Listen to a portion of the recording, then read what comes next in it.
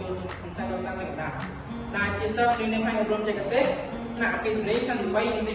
11ដែលបំណងឲ្យគម្រោងឧបករណ៍បាច់ចំណាយតាមភាពអស័យវត្ត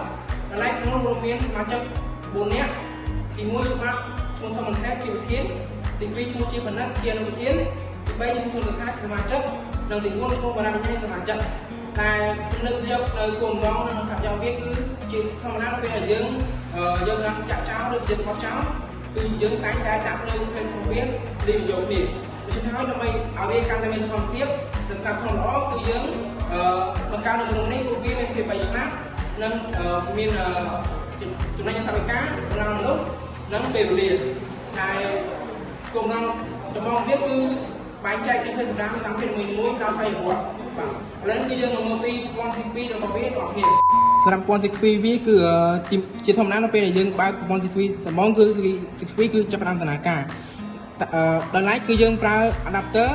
ដើម្បីបំផ្លាញភ្លើង 5V 3A ឲ្យគ្រប់គ្រងដោយ Arduino តមកយើងចេញពី Arduino ប្រើប្រាស់ជាមួយនឹង IR sensor motor servo